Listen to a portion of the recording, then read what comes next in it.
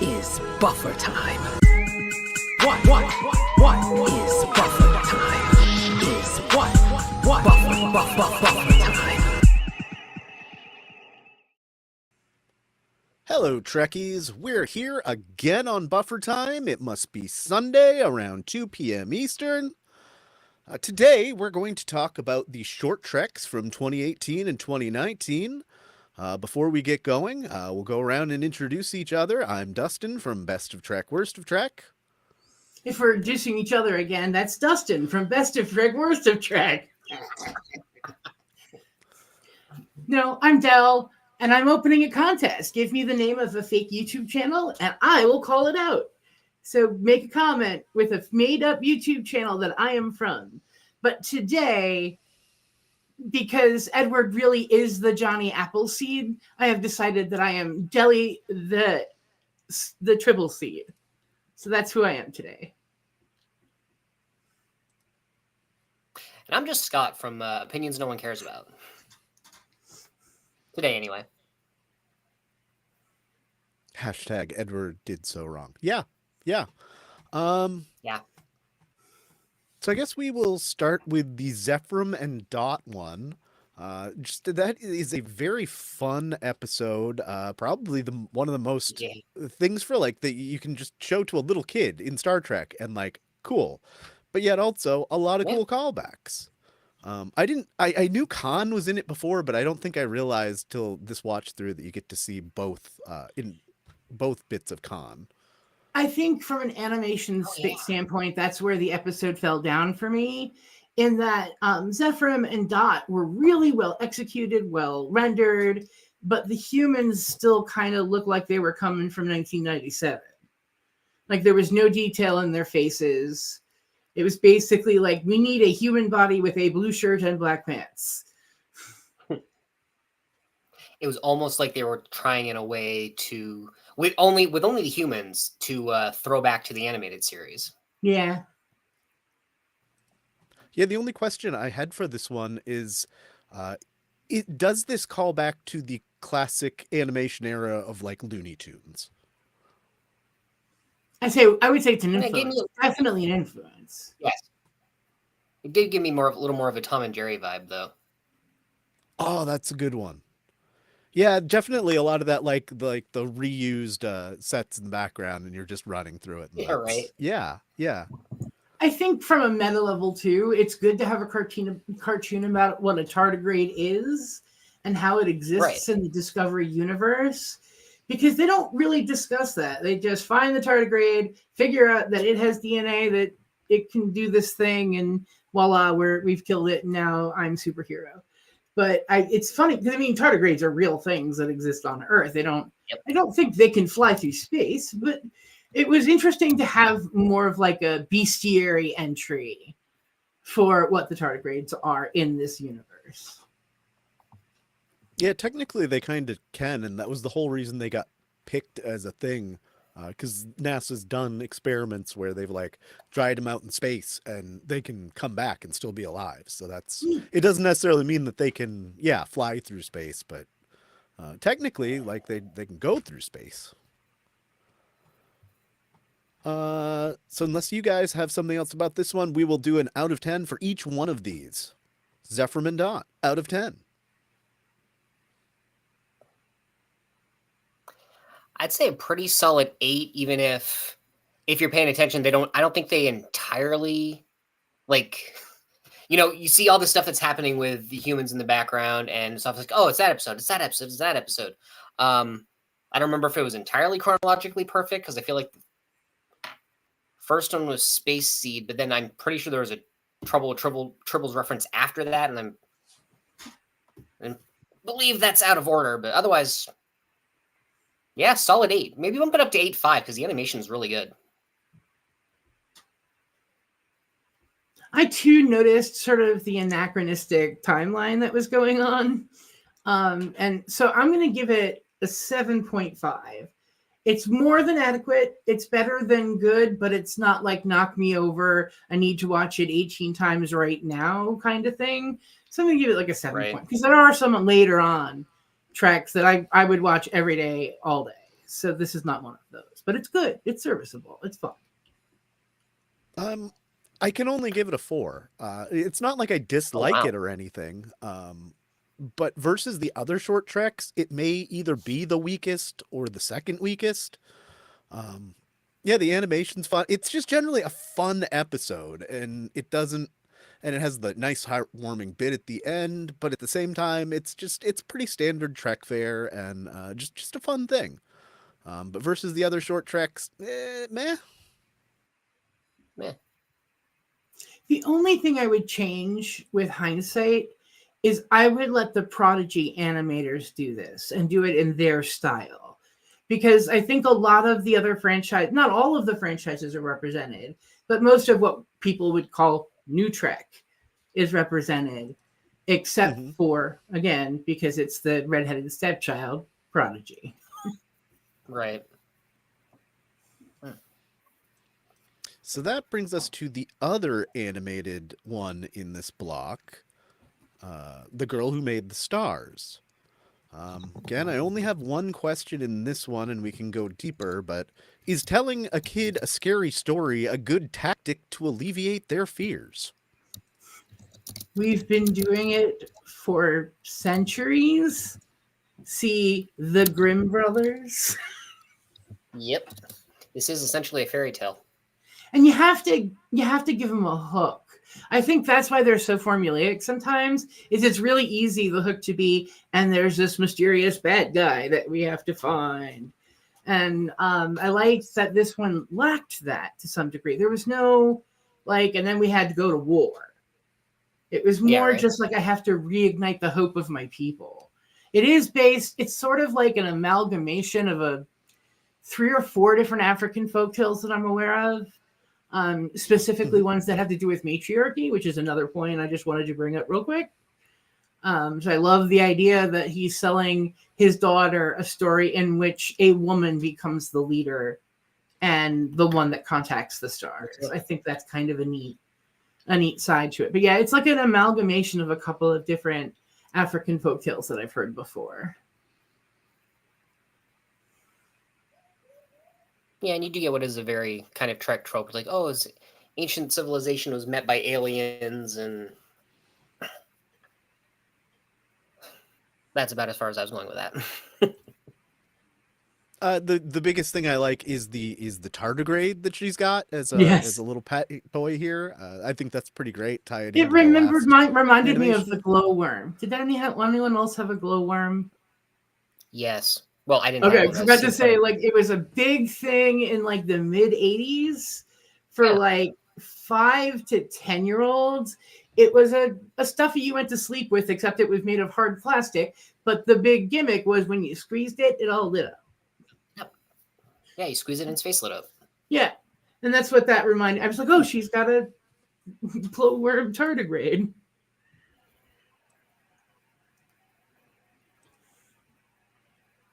Yeah, the whole the question itself, is it a good tactic to alleviate kids' fears? Maybe. Whoa, what happened? I don't know. Hi, Scott. Me? Now it's our show. What do we want to do before Dustin gets back? No idea what just happened. I didn't touch anything, and we all just kind of disappeared for a minute. Scott and I had nothing to do with it, I swear. There was no plot. No, I don't think anybody did. That was really bizarre. But we appear to still be streaming. I'd blame the moose, but I've got it caged.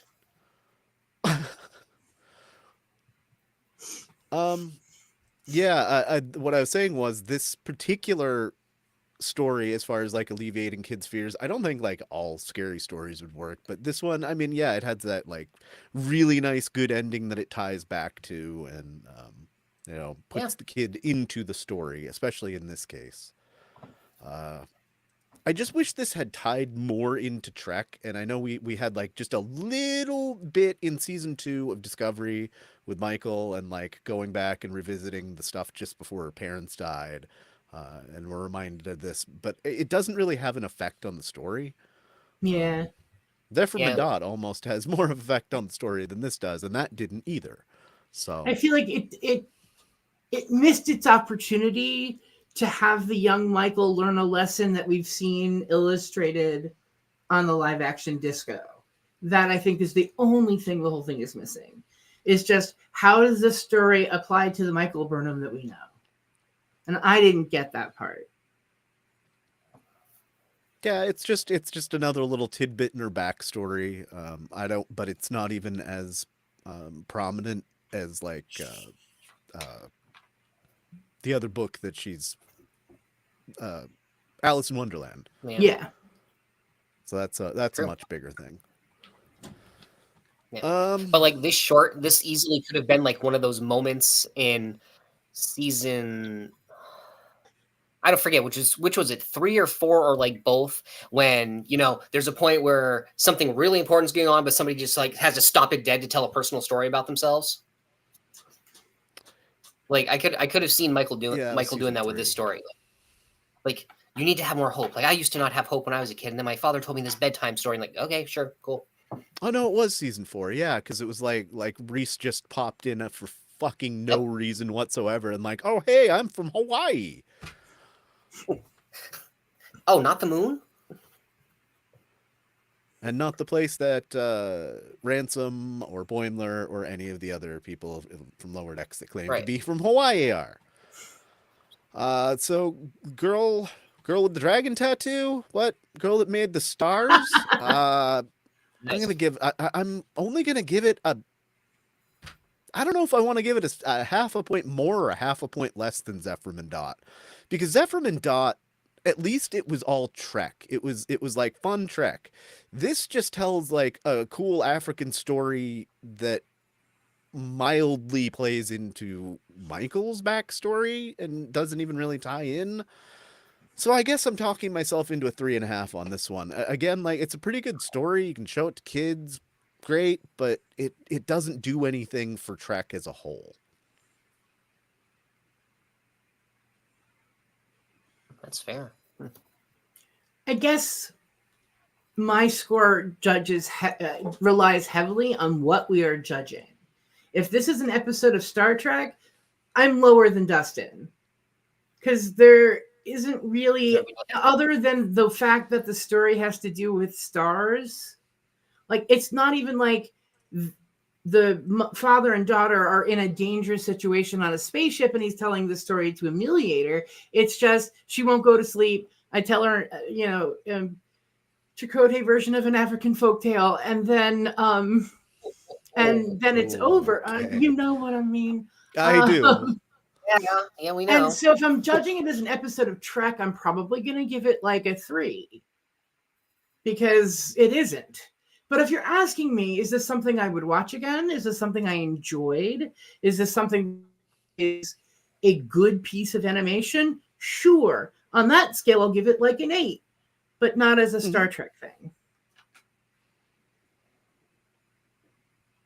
Yeah, I would probably just put those scales together, which is why, overall I'll give this one a 5. It's, a well-written, well-animated, well-told story, but yeah, when you get down to it, it's not really so much Star Trek. This could literally have been like a side story in an episode of Clone Wars, and the animation practically bears that out. I was going to say it could be one of Pixar. You know what I'm talking about? People who make Toy Story. Pixar movie. Oh, yep. Like how they put out the little shorts before their big features. That's what this is to me. Yeah. It even has sort of the Disney sentimentality and sort of everything is sweet and wonderful kind of on top of it. Right. Yeah, it does feel a little bit like a Disney movie. I feel that. Mm-hmm. All right, so moving on to like Gannon had just mentioned that the one with Pike. I assume he's talking about this one. Ask Not. That's such a good I really like this one. Here's just a random question. Where can I get the Pike bondage helmet that like just you press a button and it disappears and folds up? Because that's pretty fun. All serious inquiries can come to my email address. I'll just put that in there. So the question I had for this one is: Ask Not Cadet Sidu's psych test like we saw Wesley take in TNG? I mean, it kind of seems like it is. Obviously, you want from a good Starfleet officer to know how to follow orders, and then you're also going to want them to know when not to follow orders, which is kind of entirely what this is all about. She never loses sight of the fact that, Pike is under arrest, therefore not an active captain anymore. So his orders mean nothing, and she's willing to stick with that, even though it kind of seems like this starbase is exploding all around them. I liked that it booked the trope of, oh no, my superior officer is now under my control in some way or another, and they're trying to pull rank on me, even though I know I'm the one who's owning the situation. Like, if it's once for a cadet, okay. But then I started blowing it up in my mind, like, what if they did that to every single private in the Army? Ran them through an individualized loyalty test.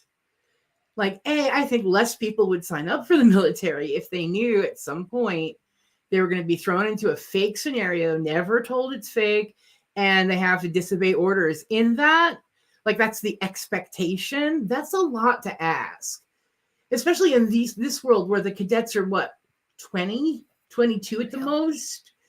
Like, it's even one hard loyalty check like that. What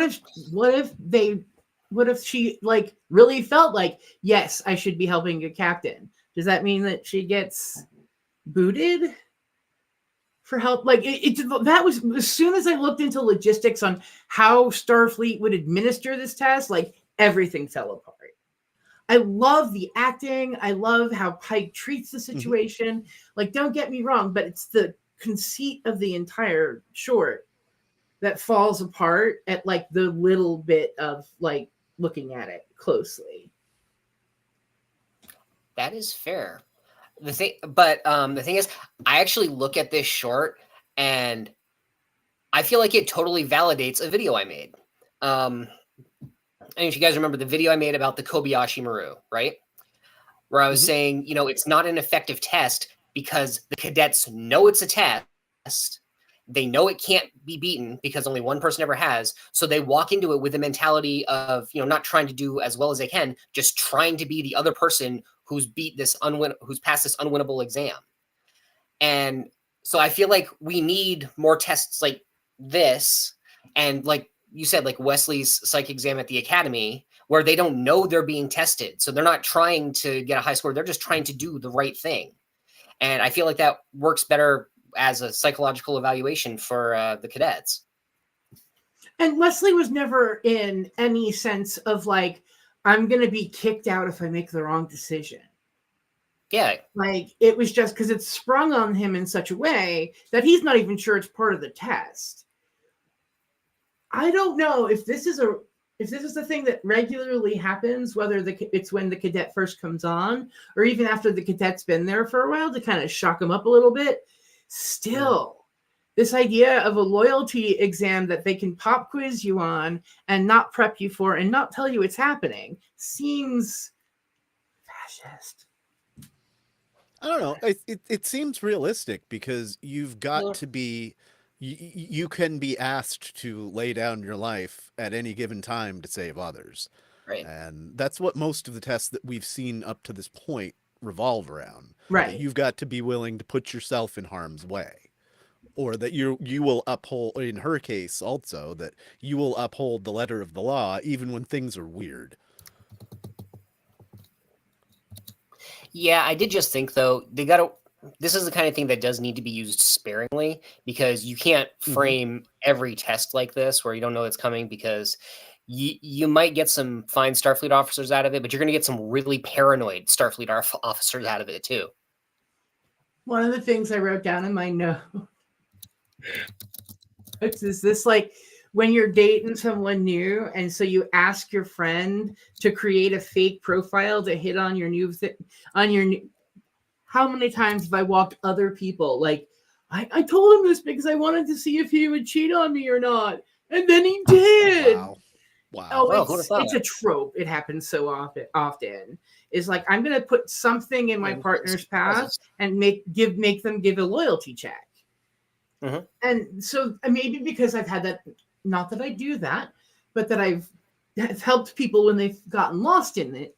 That's kind of what came to mind to me with this. It's this whole like, how can we like come up with a way to throw an obstacle in her path and then see if she can actually meet or or exceed the challenge here.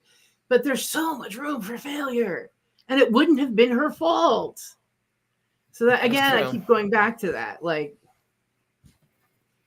yeah, Gannon, what you're saying, I definitely noticed that in this playthrough. Now that we've seen Strange New Worlds for a while, going back to these short treks, it's like, oh, they didn't quite have the costumes dialed in. And especially there's this like the weird black band doesn't meet up on anybody's collar, and that was like clearly at first I was like, oh, that was somebody missed a button or something, and they're like, no, that's a design choice because everybody has it. Okay, that's a feature, not a bug. Yeah, I don't know who thought that was a feature, but okay. Yeah, I really liked this one a lot, and I liked this chick and her acting in this, and it's really sad that we didn't see her again. As before the show actually even after the show started, Del, we were talking about like places that don't necessarily tell the complete truth, even if something is confirmed. yeah. I remember hearing back when this was a short track that it was confirmed that this chick would be back in Strange New Worlds. Like, okay, great. But a few years later, and not only does this engineering set have nothing to do with either Discovery or Strange New Worlds, she is nowhere to be found. I'm adding that to my notes of promises about Strange New Worlds that has never come to pass. There's a couple really other items on here, but Doug will put down never see weird loyalty chick again. Yeah, because if you look at her IMDb, like she doesn't have much behind her. This is like one of the most major things she's ever done, and she nailed it. And I would love to see her again in Star Trek. So, yeah, and that was the only other question I have is why haven't we seen her in engineering up to this point? And I guess a side quest is why. Okay, we've never actually seen engineering on Discovery, and I understand with short treks that they're trying to like save money on sets, and you're seeing some Discovery stuff and a lot of repurposed stuff. But this is neither the set for engineering on Discovery, nor is it what we see in Strange New Worlds a couple of years later. But so they went out of their way to make this for this. But unless I am recalling incorrectly, I would say like 85 to 90% of that could be on their big projection wall. And then they just need like a little tiny platform for the transporter with like a little handlebar. Like it for me, if I had the technology these people have, I could probably come up with something like this in a day or two. Well, sure. It's almost certainly CGI, but it still took somebody some time to make that CGI. That's some complicated stuff back there. Yeah, but then I can see that. I can see that. Engineering. Strange World. But I was thinking more from the practical angle of like, we need to put something up on the screen. We need to have a transporter pad, and we need to have a place to hide a pistol. That would be it, you know? Yeah, the rest of it, I mean, it's all just reused disco sets. That's easy. But this one particular thing, somebody took, these guys make like $100 or more an hour. And that set probably took 10, 12 hours or more of a really talented person's time. Oh, I'm not talented? So that's a lot for, just one little scene that you're never going to use again, is all I'm saying. Ever again. So, out of 10, although next thing we'll see a strange... Sorry, so next thing you know, we'll see a Strange New World episode where they have like a secondary engineering and they walk into this room like, this has been here the whole time? I would have loved to have seen that from Voyager because supposedly in the specs and the diagrams that you even see randomly on the walls, there's a second warp core and a second engineering on Voyager that we never see. Janeway gets all So this stuff. she Like all gets all these the fun small stuff. ships with elongated hull, with elongated saucer sections that can land on planets and have multiple warp cores. Yep. Then the Dauntless, which rest in peace. All right, so for Ask Not, I would give this one and maybe even an 8.5. I liked this one a lot. I just wish it had it could have been like a 9.5 had they actually tied this back in Strange New Worlds. That's fair. I think I would probably go with a 9 because, like I said, it really does kind of vindicate one of my own videos. I think about the only thing that ticks it off is there a shot in this one where it's like where it's the inside of the ship and you just see them going in a turbo lift, or am I only thinking of Q&A? It's weird because I just watched this earlier. Yeah, I know they did it in Q&A. I'm trying to think if they did it somewhere else. I'm trying to remember if they did for this one because remember. I feel like it was before that. I was thinking, oh yeah, the inside of this ship is huge too somehow, like Discovery. Yeah, in Q&A they show you the the weird inside bits.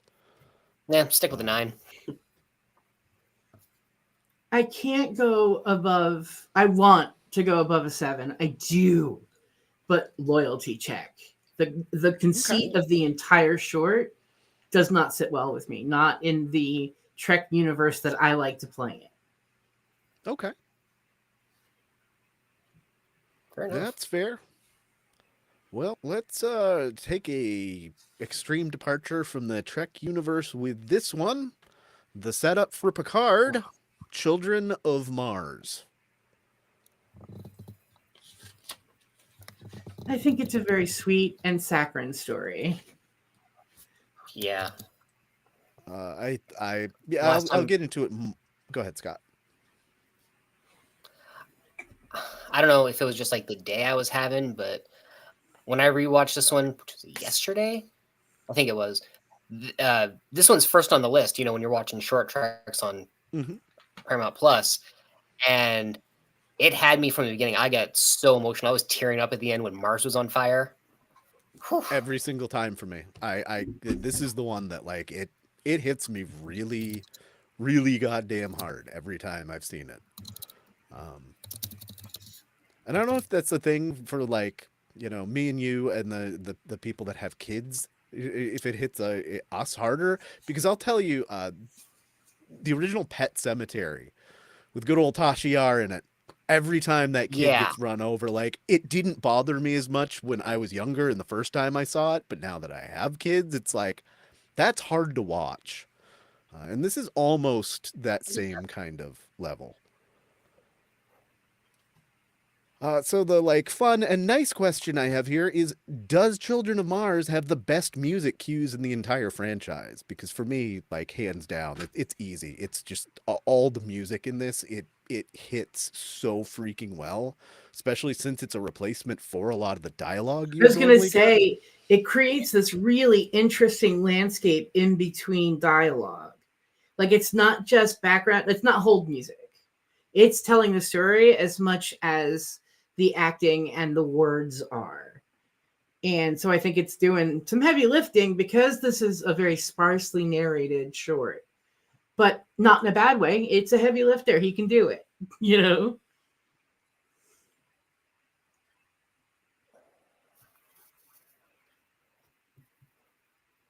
do kind of wonder if these two, like, has this just been like their relationship this whole time to just like go after each other? One would think. Yeah, it just seems like that's what it's been from the beginning. And it's so unfortunate that it took something as, devastating as the attack on Mars to bring them together. But probably because neither of them knew, I would guess that neither of them knew about the other's parents or anything. Or maybe they did. Shut up. I'm guessing not, because it's one of those things where it's like you don't realize how close your enemies are, or the people that you don't like are to you. They're more similar than you give them credit for. At least that's the sense I get out of it. I guess in my sort of rose tint glasses, if anything I got out of this is the sort of hackneyed message of there are times you just got to put down your differences and be human beings. And when this came out, that was a very important message to be going out there. Is like, doesn't matter if you don't like people with one eye, you got to work with them now because they're the only humans we got left to rely on. And even though these kids aren't all human, it kind of goes back to the same concept. Is sort of the groundwork, the very bones of any kind of society that Gene might have been trying to create starts first and foremost that you treat every human with respect, dignity, and that you can put your differences aside for the greater good. And I think if anything about this that really spoke to me, I think it was that. I just wished it had a little bit more grit. Like, obviously I reacted to the bullying part because, I mean, it doesn't take much to figure out I've been bullied as a kid. But I think that could almost give me a different point of view on it, because the idea of my bully offering their hand to me in a moment of trauma, like that seems interesting. Right. I was going to say something very similar to that again, and we got to like the sum up of everything. But we'll get there. But yeah, that was the one thing about this that yeah. Actually, there's something I was thinking. I forget how much time there is between this, when this happens, like this initial attack on Mars, and like the first season of Picard, because I think when he's like being interviewed in the first episode, like Mars is still burning. Yeah. So I kind of felt like if you have to do the whole thing with the Romulans and the XB and the whatever it was, robots from another universe or whatever. I don't know. I'm not looking forward to the rewatch when I get to that. If that's what you have to do in season 1, fine. But a really great season 2, instead of, what we got, would have been like, what if all these children of Mars who had lost parents and family members there had grown up, and now that they knew what happened, had started an all-out attack on the Romulans in an attempted genocide? That would have been so much more fun for season 2. Oh, I don't know if that would have been fun, but you're onto something there. I think it would have been interesting to like reintroduce these characters specifically because, yeah, they would be in their mid-20s, so they're past Academy age at that point. And it would have been nice to come back around on that. One of the other thoughts I had about it was this was one of the few ones that belonged to something that wasn't Discovery or Strange New Worlds. And it is shot very much like Picard season 1 is shot, even season 2, that sort of somewhat hazy, someone put just a little bit of Vaseline on the camera lens sort of feeling to it. You know what I mean. And you're not wrong. And that it's one continuative narrative rather than like, while this person's doing this thing, let's look over here. It's just one big flowy story that kind of allows you to relax your brain, especially for someone like me, that when I watch Star Trek, I'm taking note. And not even before I knew you guys, I'd be thinking about things. After the thing was over, I would sit down with somebody, anybody, person on the bus, and be like, let me tell you about how I felt about this thing. And just the whole episode was very like, we're not going to tell you really a lot about Picard. We're going to tell you about what Picard is going to be like for you, I guess, if that makes any sense. I mean, and granted, they didn't really live up to it, but I think that's where they were going with this. But I really enjoyed that it was shot markedly differently to show the style of what Picard was going to do. Yeah, in general, I'll say one of the strengths of the short treks is that they're all a little different. And you can clearly see that like every director made different choices with it, and I appreciate that. It's looking at Trek through different lenses, quite literally. Right. So the other question I had about this, I mean, Scott and I talked about it. It's sad for me. I think this is the saddest thing in Trek. Is it the saddest thing in Trek for you? And if not, what is?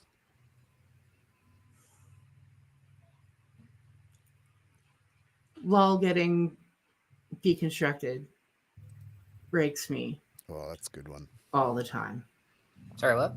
When they take Lol away from Data, Oh, yeah. breaks me. Still, I'm like fucking tearing up, and I just said it. Like, breaks me. Sorry to bring everyone down.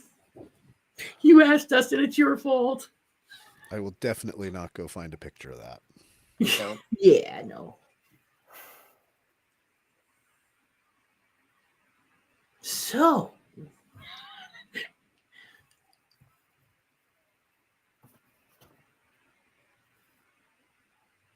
That's a good contender there, Gannon. That's a good for one. sure.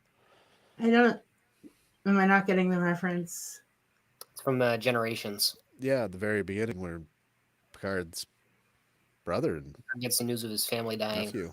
Okay, yeah. Yep. Oh, right. Sorry. I have to sort of like switch gears when I go into movies. Like, I Okay. don't, in my head, the continuities are completely separate. So, like, if you go from talking about like a series to the movie, it takes me a minute to kind of like shift into third gear. Yeah, that's fair. I mean, if you're going to talk about the movies, you could almost put in a bid for, the Klingons murdering Kirk's son. Almost.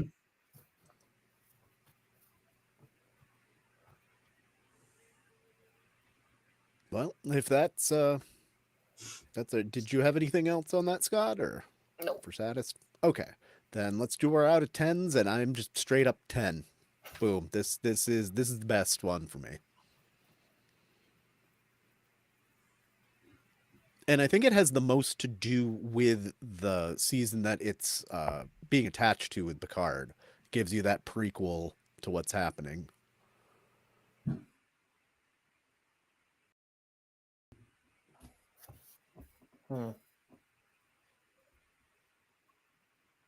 Yeah, I was trying to think if there's something to take away, like even a bit of a point. I'm not getting anything. This is really well done. So, yeah, I'd say a 10.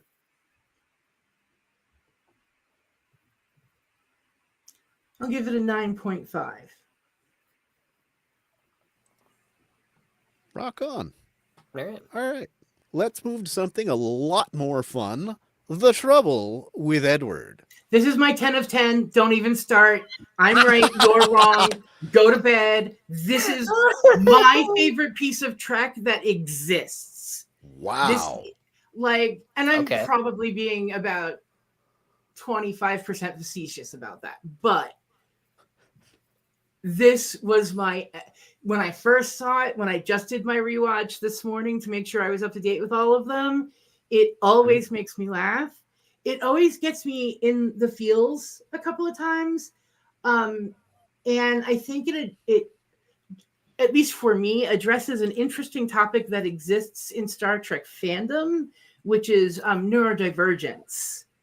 I think Edward is sort of a stand-in for that kind of like the guy in the social circle who's kind of socially inept but has no ill will, is not trying to be creepy. They just don't know any better.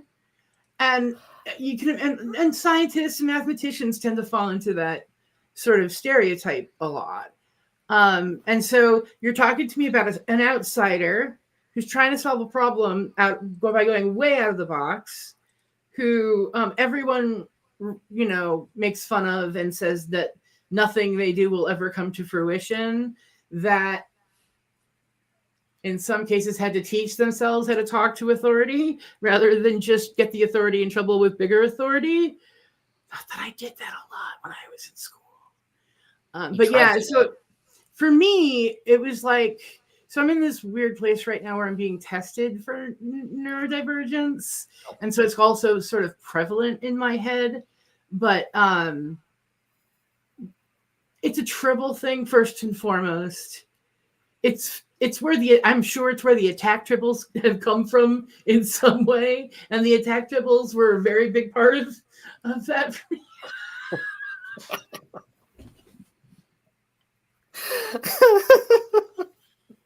It broke Dell. The tribbles broke Dell.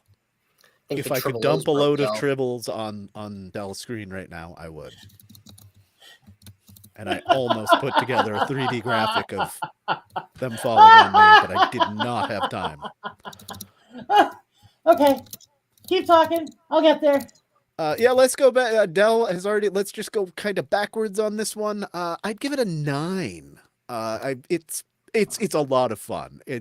I actually think I like this commercial after the episode more than the episode itself. It's so goddamn funny. I forgot that was there. Oh, it even starts with like somebody putting a VHS in because it's like play and tracking. It's great. And I even like the like 90s TV kind of grain that's to it too. What loses it a point where the original Tribble episode, there was something for the Tribbles to feed on in the Quadratriticale. What are they feeding on to become what they are here on the Cabot? It's like we're breaking the laws, and I get it's just a stupid fun thing, but we're breaking the laws of conservation of matter.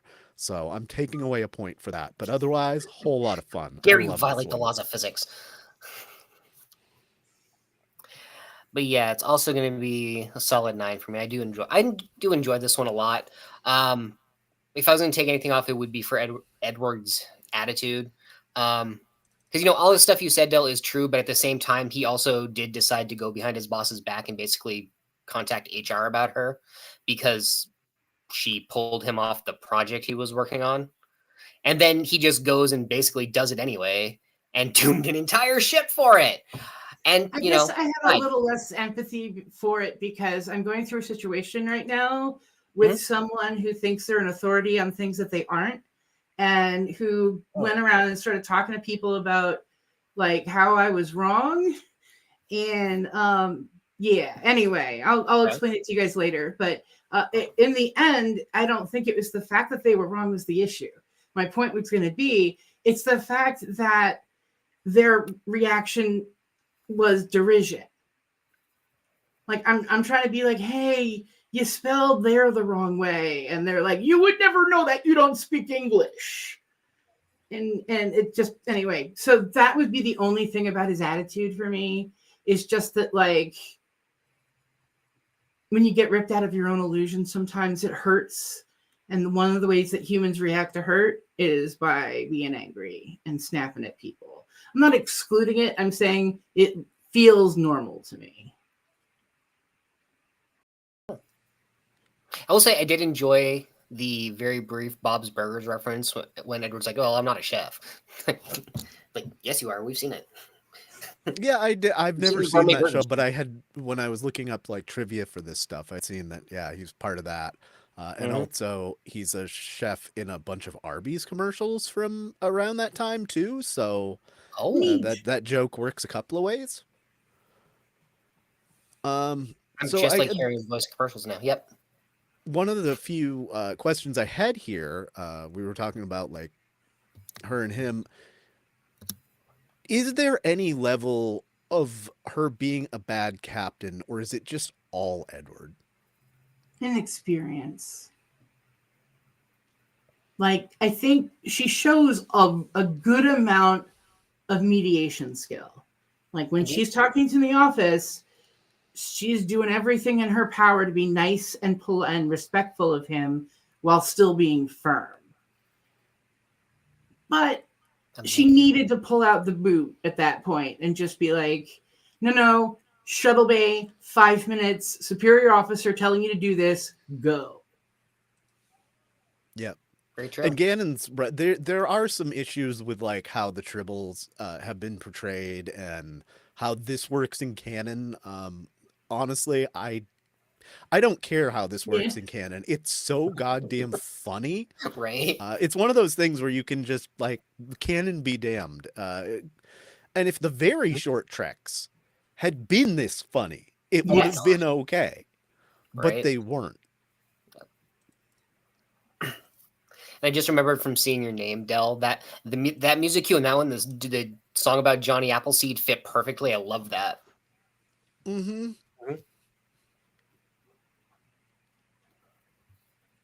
All right, that's all I have about that one, unless you guys have anything else. All right, let's move on to another ultra fun one, The Escape Artist. Ooh. The only question I have here is, why do so many people fall for Mud's BS over time? If he tried to seduce me, it would be like, I'd be like, Charisma of 10. do I have to put my pants back on first? Like, what's the deal here? That would be my reaction. And it's, although rain makes it easier, but it's just, I respond to sort of like really strong charisma. Like, you could have one tooth and half a leg, and if you're still like just can pull that charisma, I won't even notice. And I just think the character of Mud has always been like, he's a Scooby-Doo villain. Like, Right. He's not really gonna ruin the universe, Phil. And he's almost like the universe version of Okana. Like, we don't think of Okana, we think of him as being a rogue, whereas we think of Harry Mudd as being more of like a shyster. And and I think that's where I sort of go with it in my head.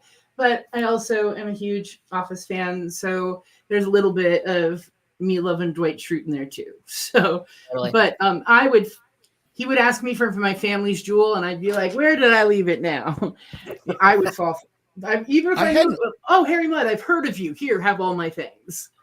I hadn't noticed till this watch through that it was directed by Rainn Wilson. Yeah. And written by Mike McMahon, which is... Oh, shit, I missed that. Yeah. So that would have been like a full 2 years before he did Lower Decks.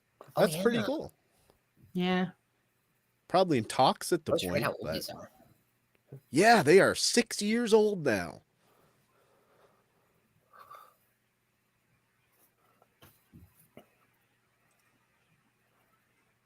Yeah, that was literally the only thing I had about it. So if you guys want to talk any more about The Escape Artist, it's so much fun, but I don't know how, like, what do we talk about? Like, yeah, great. Rainn Wilson, he's awesome. So, this is funny.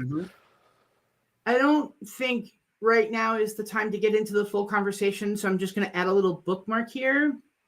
If we had more episodes of Trek, we wouldn't need short treks, because then we would have enough time to dedicate an episode to Harry Mudd. But we're in this weird, like, streaming age where the expectation now is less than half of what we used to get.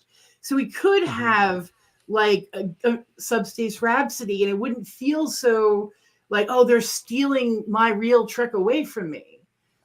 Whereas if we were back in the times of 20 episodes, give us 15 episodes. I don't think of any of the series that I've watched exclusively online that I didn't feel like the ending was a little rushed. Like, I gotta sum everything up now because we've been spending so much of our time like trying to do new and different things in the very short amount of time we have.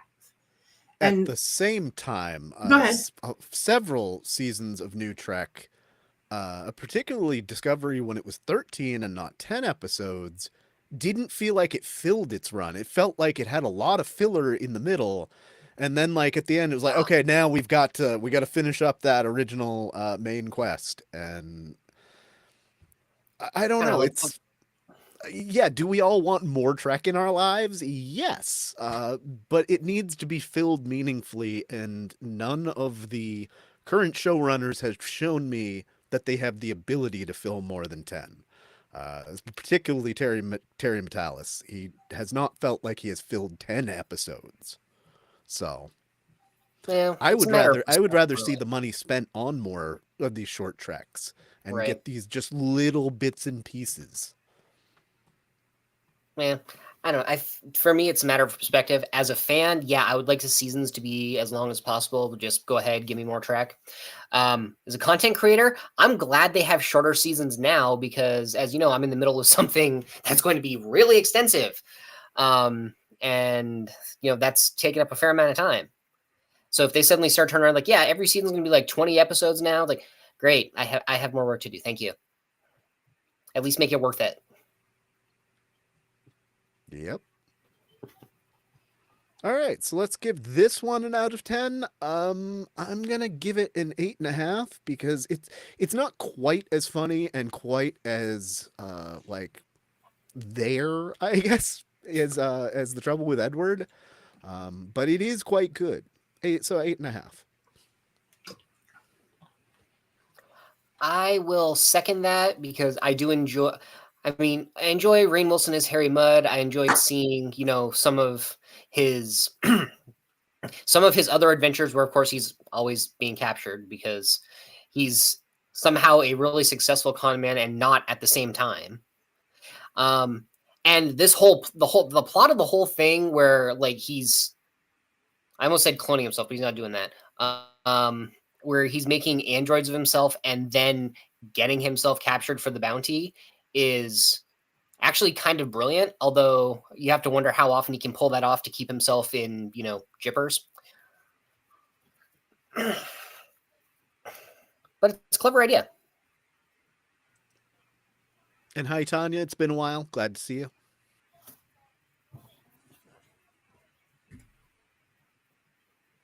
Yeah, that's really all I had down was like, I likes it. I loves me some Harry Mudd.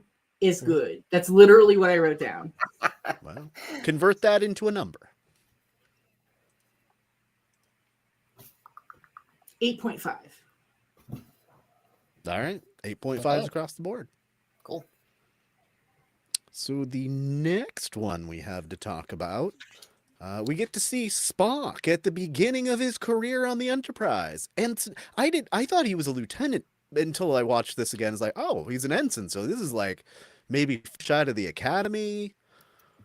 And one of the things that I found I don't know if it's a discontinuity error or if it's just how Spock is playing out through Strange New Worlds. Yeah, this question is kind of long. There's a big preface here.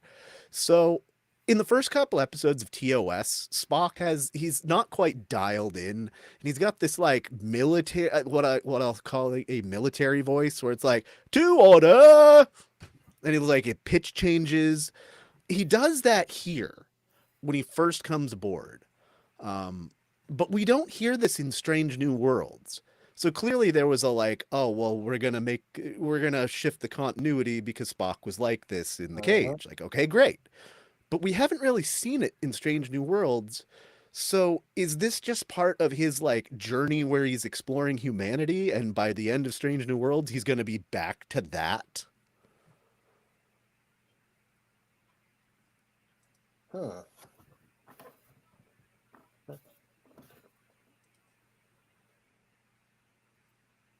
It is entirely possible. I mean, we've seen him in Strange New Worlds kind of exploring his humanity. Yeah, I think if there's a gap of time in Spock's progression that makes me question things, it's not Strange New Worlds. It's sort of like,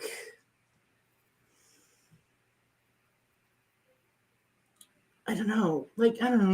I just feel like I enjoy young Spock because we get to explore a lot of Spock's history and Spock's psychology and the way he thinks. Like, maybe even that has kind of been shook out a little bit by the time we get to TOS and the larger timeline, is that like he kind of goes all the way into crying in front of people and goes, no, that's not going to work. So by the time we get to TOS, he's, much more on the other side of the spectrum, but not a whole way, where she'll sort of cheer or yell at somebody if he gets angry, but it's not as pronounced. So I find almost that period to be interesting to me, like where he becomes the Grand Diplomat, because this is not the Grand Diplomat. Not that you can tell I'm pointing at my screen. There we go. This is not like a diplomat. He'll be lucky if he spends his career in engineering. Well, I mean, even in this one, Una is saying that, he didn't go and through. And so I think Watch helps us kind of understand his sort of Starfleet career and choices. That's me. Did anyone else think or notice, or is this just me being crazy, that during this short, the tops of Spock's ears in anything above head and shoulders glow? Like they are saying he is a Vulcan. It's not, so this would be a little bit too far for what I'm talking about, but there were a series of like head and shoulders or closer in which the tips of his ears like looked like they were being lit from behind. I do remember seeing it was really weird. Like I remember seeing that and also thinking that for some reason his ears just looked weird. Yeah, I think this may be not the final set of ears that they set upon. Yeah. I don't remember them being so sticky outy. I've never like compared them, but I know that some of the first ears in the cage were a little different from what we got in the rest of TOS. So I wonder if there was an effort there to, match those, or if they just like, well, we're just gonna grab some off the shelf ear things because this is just a short trek and we're just gonna bang this out. Right. I'm not sure.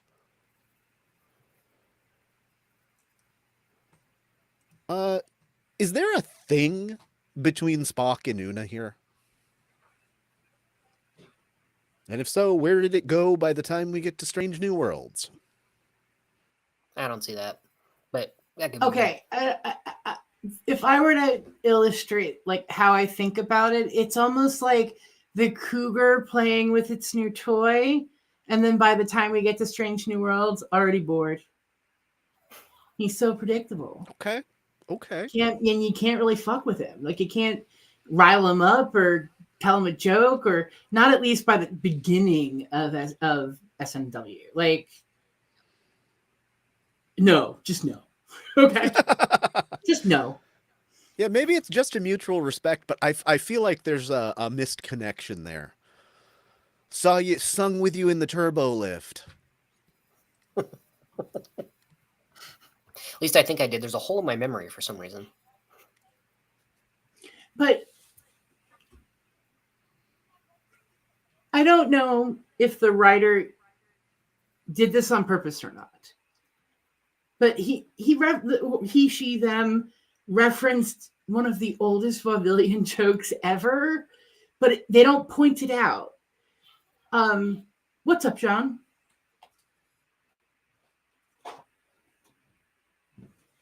What's up, John? You have no idea what I'm talking about. So the tech on the other line of the Turbolift management service is named something Upjohn, like Lieutenant Upjohn. And so the vaudeville joke is that one guy would go, "What's up, John?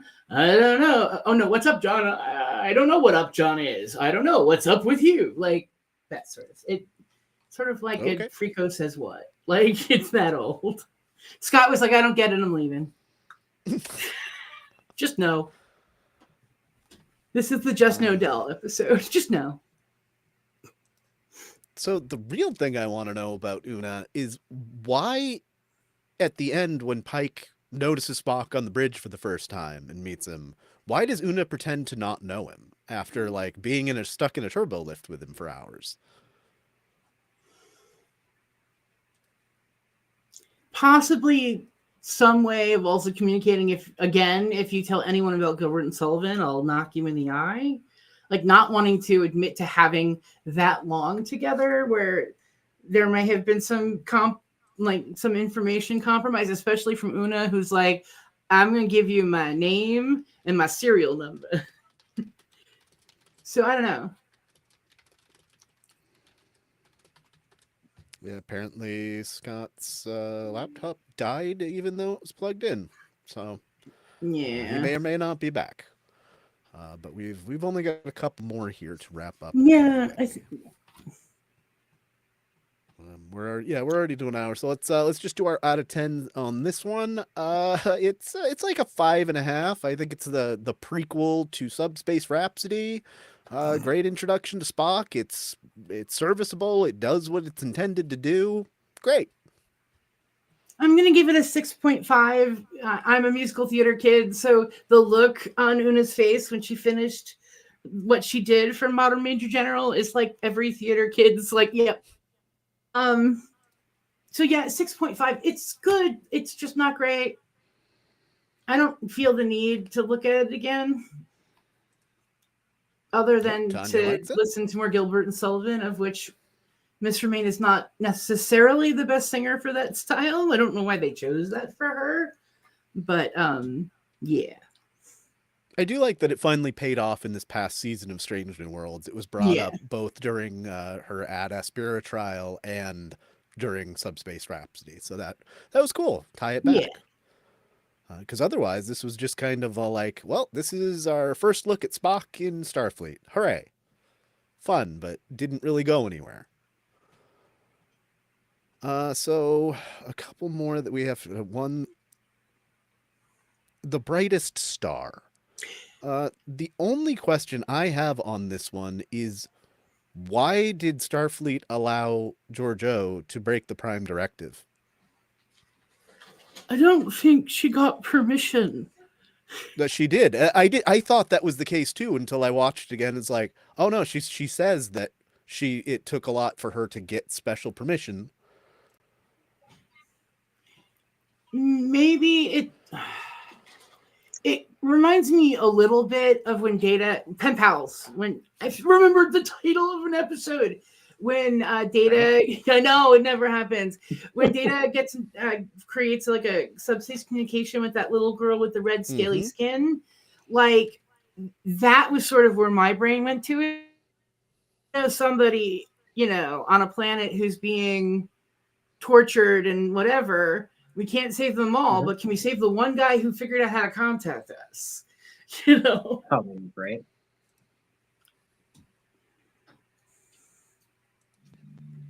Yeah, this one, I mean, it's like, here's another one that just kind of feels detached from the rest of the story. Like, great, we get some backstory for Saru, and it does mildly tie in when we go back to Kaminar, but ultimately unnecessary. Well, it would have to at least talk about Vrahai. I didn't write it down. Yeah. Vrahai. Because it does become kind of an aspect of stories that go on in Discovery, both in the Mirror universe and in the Prime universe. So we need to at least understand sort of where that comes from, and that it was a folk belief and a practice, not like, they were lined up with guns against their head and said, like, let me have your wormies. Like, right.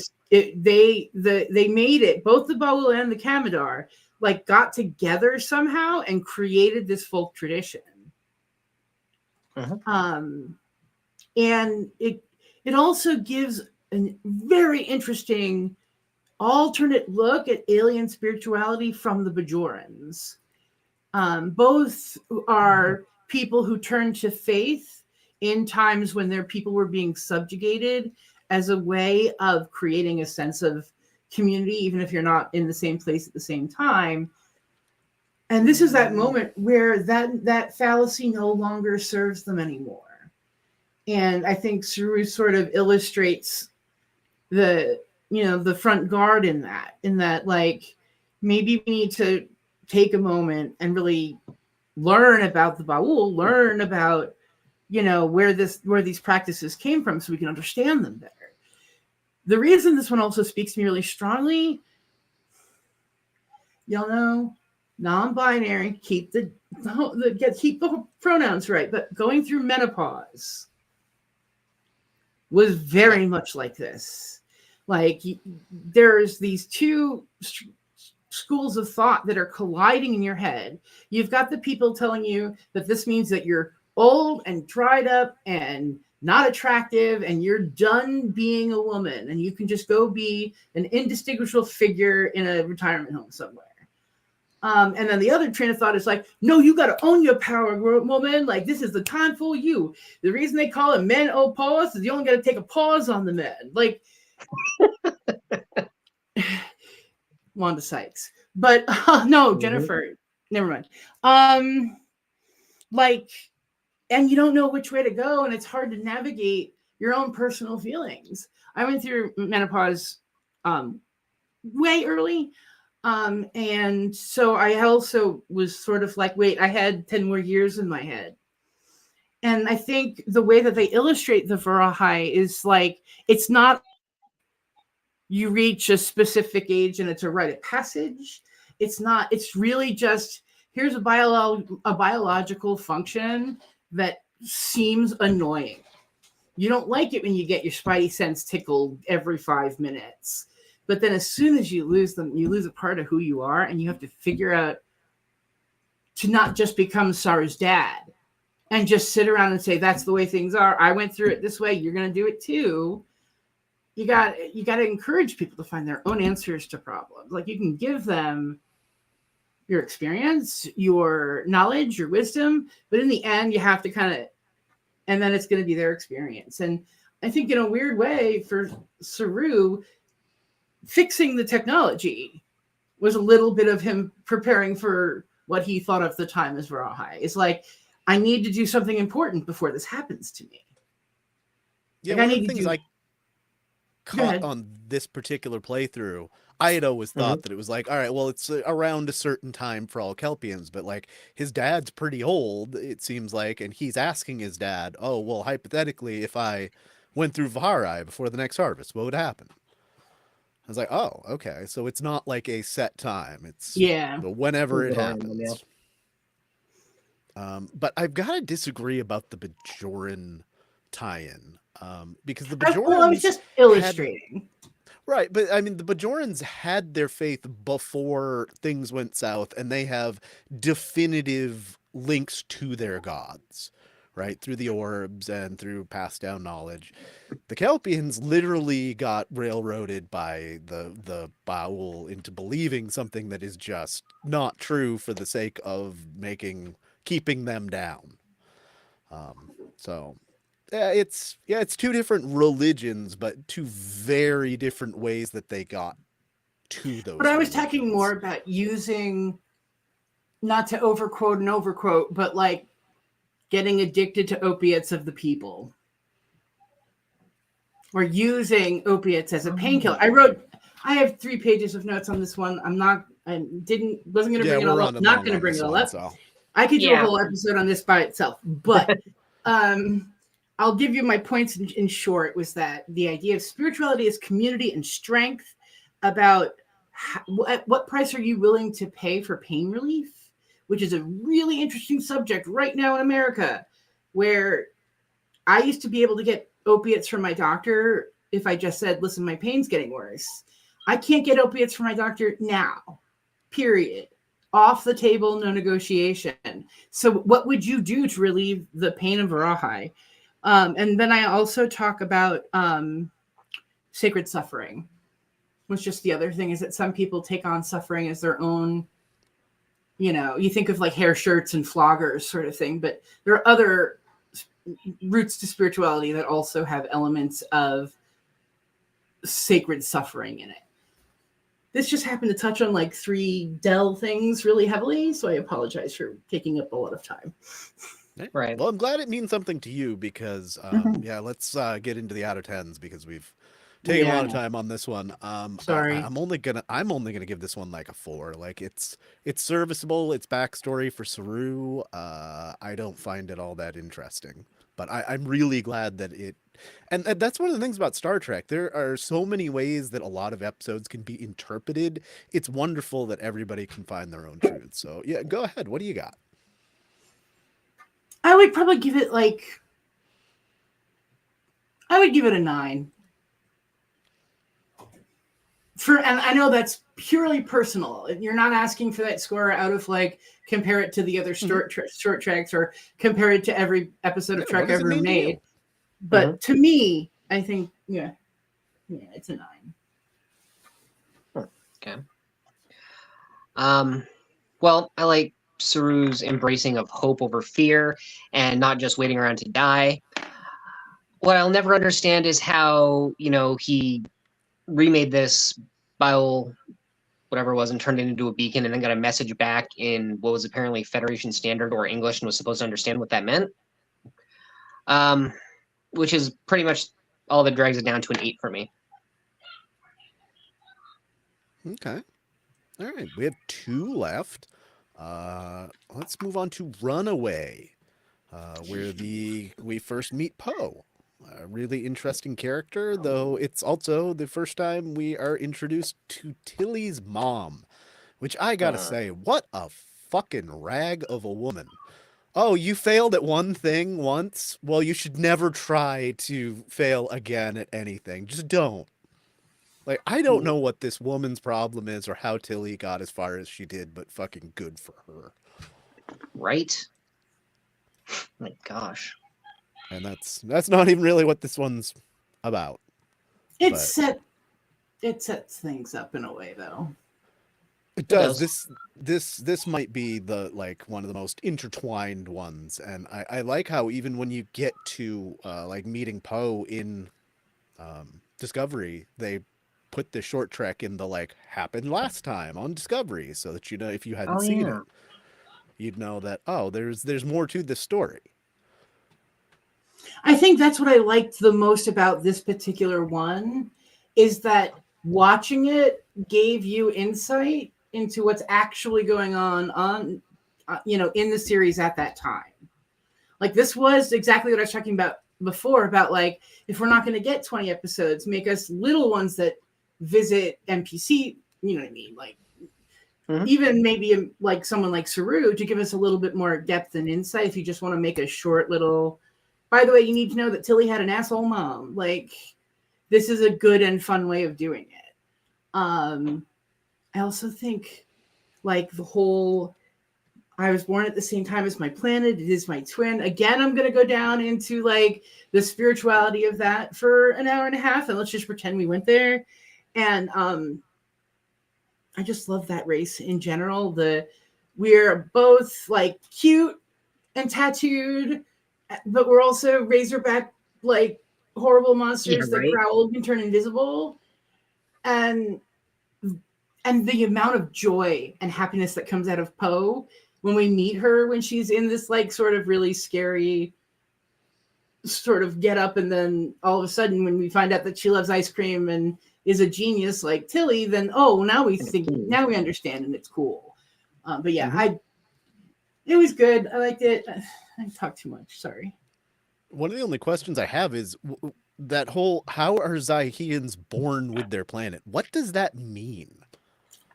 I kind of feel like it was just their species, because one would assume the planet's not 17 years old. Right. I kind of interpreted it as sort of very creationist in nature. Like, when I said that God made man when the earth was formed, I'm not saying, that like Dustin was formed the same day the planet was formed. I'm saying all humans were formed. Not that I believe this at all, 100%, but if you go to a creationist theory, then it kind of lends itself, if you just look at it from a different perspective, the idea of the earth being your twin.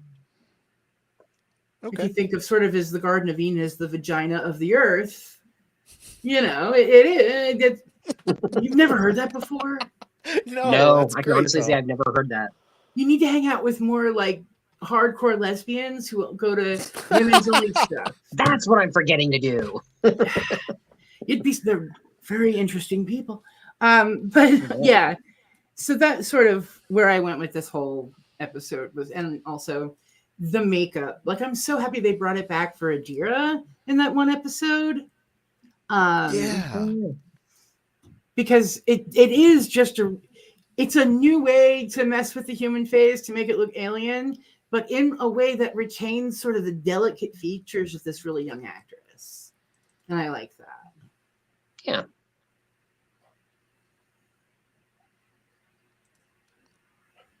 I feel that. The only other question that I had was kind of stupid. Did Lower Decks get the idea to do multiple replicated food gags going everywhere from this episode?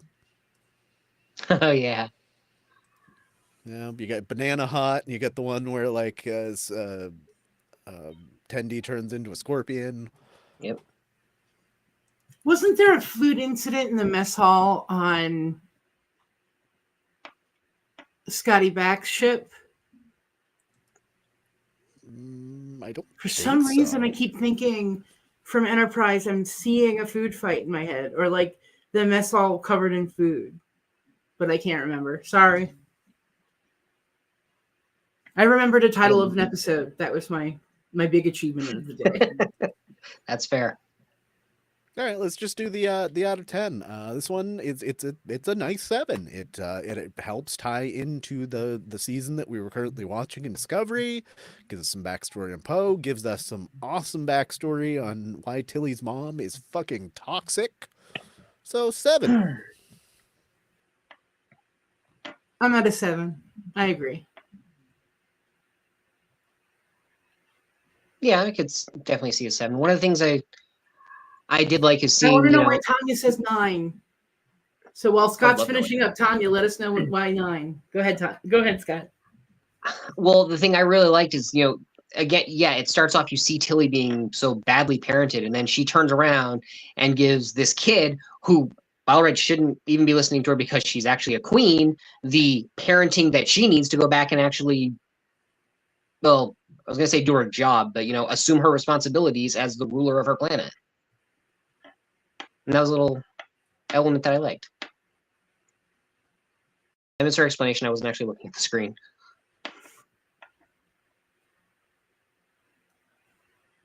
Okay. Oh, Poe and ice cream. that's fair. I learned what Spumoni ice cream was from this. I had never heard of it before, and I'll probably never encounter it. To boldly go and introduce diabetes to other civilizations. So, the final thing we have to talk about, I saved this one for last because supposedly it's confirmed that by producers that we are going to get some kind of closure here to the episode Calypso in the final season of Discovery. I'm not quite sure how this is going to work because it supposedly takes place 1,000 years from sometime when Discovery's been left.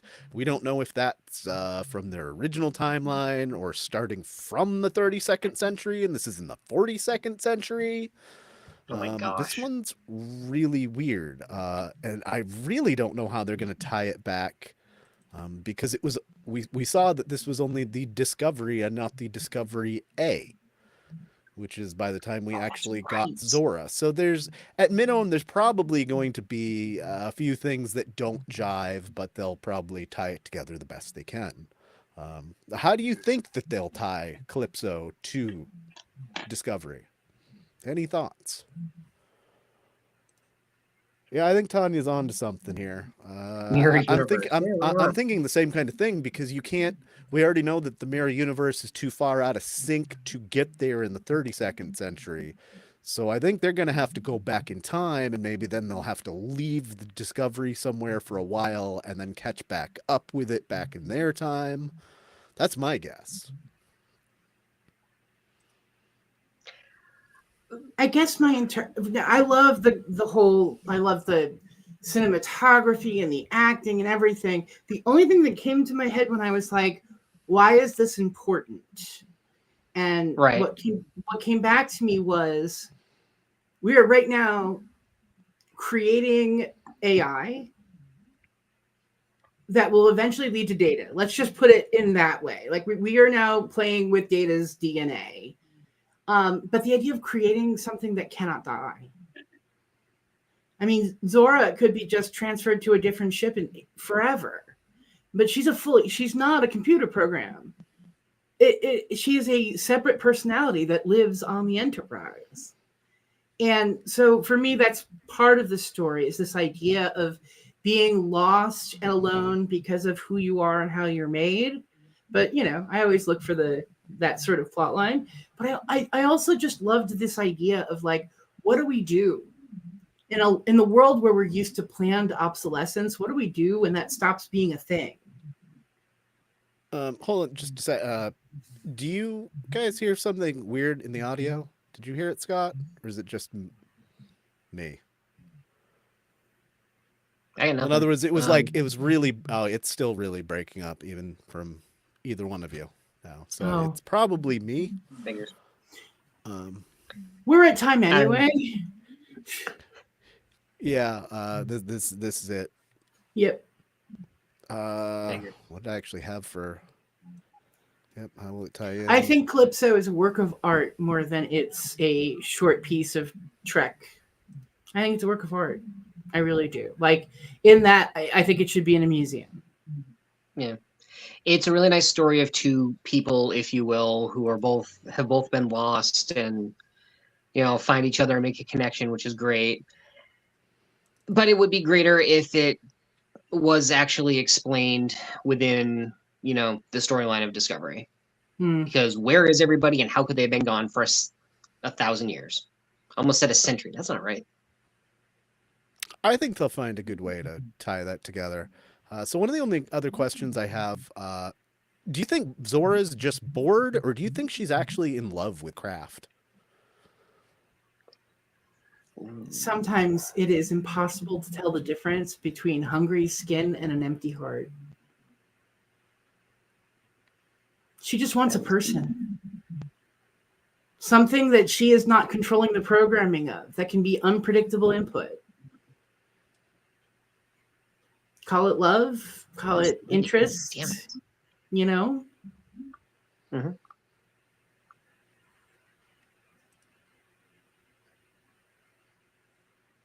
Yeah, that's pretty much all I've got for it. So out of 10 then. I know a lot of people say that this is the best short trek. I don't feel like it is. I enjoy it. I'm gonna give it a 7.5, only because we're gonna maybe tie it off in Discovery season 5. I think I would have given it less if I hadn't heard that we're probably gonna get some closure to this and have it make more sense within the Trek universe. Because it's just like, it's a fun thing. It's a side quest for Zora. Great. That's fair. I'm going to give it a 9.75 because I can't let it equal or beat Edward. So 9.75. I would watch on a rainy day when you're feeling down and like you haven't spoken to your best friend in a while. I would watch this episode every single time it happened. The idea being that sometimes you just have to be patient. That's fair. We'll go with a solid 9 with the potential to go higher if it is successfully tied in with Disco. All right. So it's just a quick wrap up. Which is your favorite and which is your least favorite short trek? Damn it. And for me, it's Children of Mars for a favorite, and least favorite is by the ranks we gave, I guess. What is it? The Girl Who Made the Stars. Girl Who Made the Stars. Yeah. My favorite is Edward, now and forever. My least favorite was Ask Not. Loyalty is not something you can put through a test. Okay. Oh, that's really tough. Damn.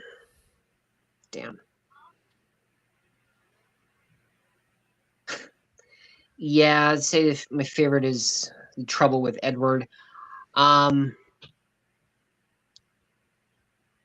And yeah, I would probably go with The Girl Who Made the Stars as least favorite.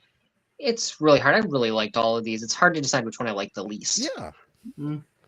Yeah, that's okay. I mean, they are. They're all at worst serviceable. They're fun little things.